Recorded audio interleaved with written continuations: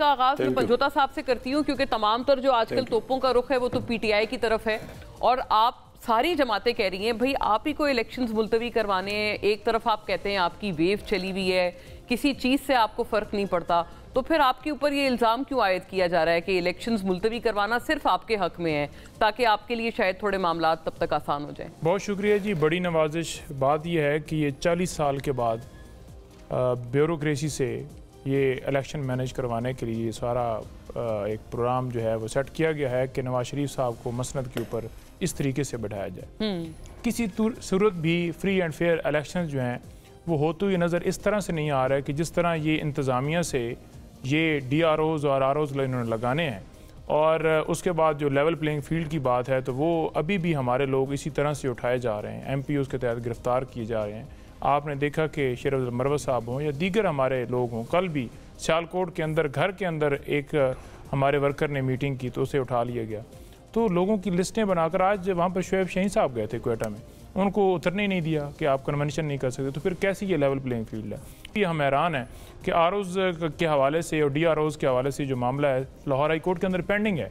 तो यहाँ पर आप देखें कि सुप्रीम कोर्ट ने ख़ुद बुलाया है इनको कि जनाब आएँ और हम आप पटिशन लें, हम सुनने के लिए तैयार हैं। कभी आपने देखा है कि ये खुद किसी टाइम के ऊपर इलेक्शन कमीशन को बुलाया गया? सुप्रीम कोर्ट की भी आप कह रहे हैं, उनके ऊपर भी आपको बहुत एक तशवीश का इजहार आपने किया है। बिल्कुल इन्होंने क्यों खुद बुला लिया है? मैं वही गुजारिश, खुद बुलाया है आपको लगता है? क्योंकि मीटिंग भी हुई है। बिल्कुल मीटिंग हुई, और अगर इसकी थोड़ा सा बैक पर जाएं तो आप ये देख लें कि अप्रैल ये जो था जब पंजाब और KP के इलेक्शन के हवाले से बात थी, इलेक्शन सुप्रीम कोर्ट में मामला आया था, तो उस वक्त जस्टिस मंसूर साहब ने ही कहा था कि क्योंकि मामला ज़ेर इल्तवा है नीचे हाई कोर्ट्स में, तो लिहाजा हम जो है इस मामले को टेकअप नहीं कर सकते।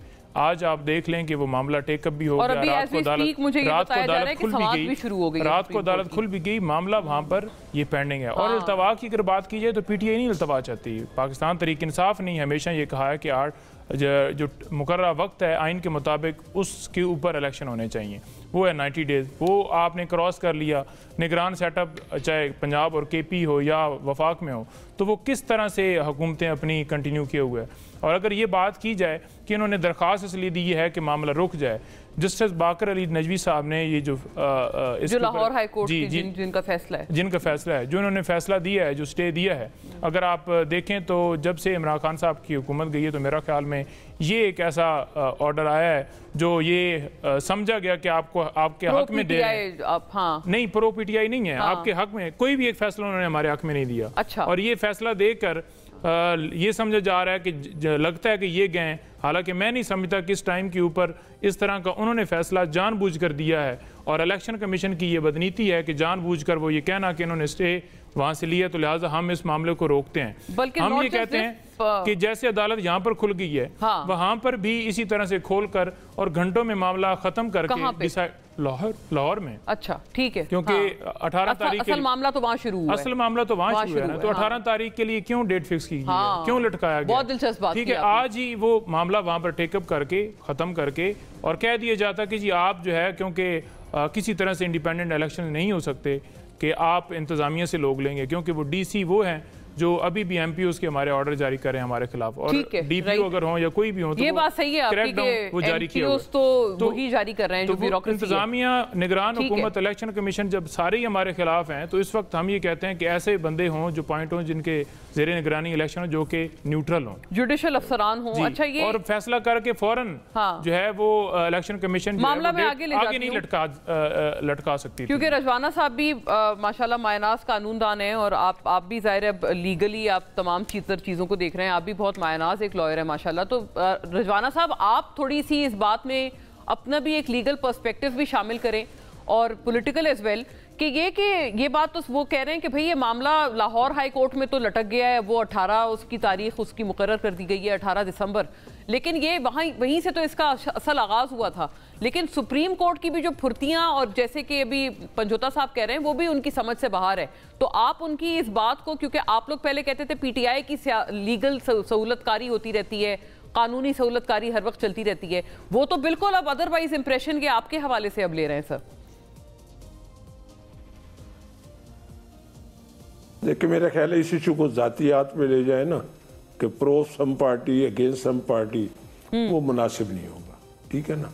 ये सुप्रीम कोर्ट में केस चल रहा है, सुप्रीम कोर्ट में अभी समाअत भी जो टीवी पे चल रहा है वो शुरू हो गई है। ठीक है। बात यह है कि मैं तो किसी जमात को तनकीद का निशाना नहीं बनाता, this is my way of talking.